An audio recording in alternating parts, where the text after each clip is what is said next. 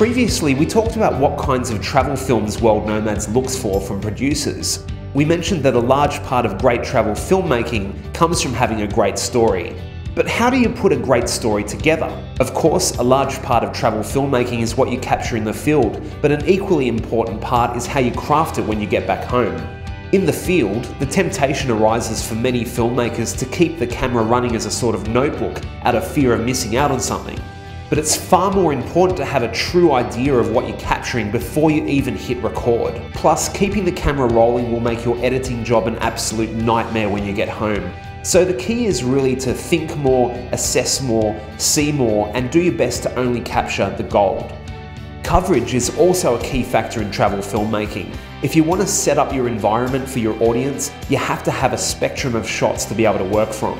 Get wides, close-ups, different color palettes, and also try and introduce a range of movement into your shots. If you have subjects, it's important to get a range of different shots of them interacting with their environment and people from different perspectives. It takes a little bit of time to set up and think about, but in the end, your results will be much more professional.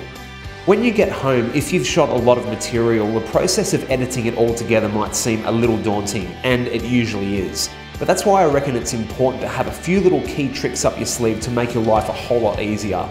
One of the first things I recommend people do is when they come home, review all your footage and log it into a spreadsheet according to timecode. It might sound really tedious, but it will come in so handy for you if you need to get one thing from over here and tie it to another thing. It gives you a much wider perspective of everything you've shot and allows you to tie key things together.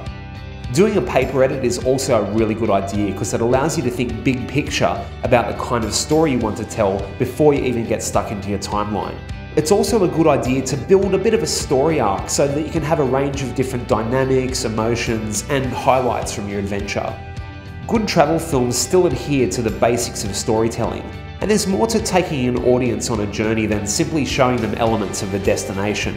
Again, these are just basic recommendations, they're not black and white rules. You could go away, not listen to a word I've said and come back with something amazing, but it's a good place to start.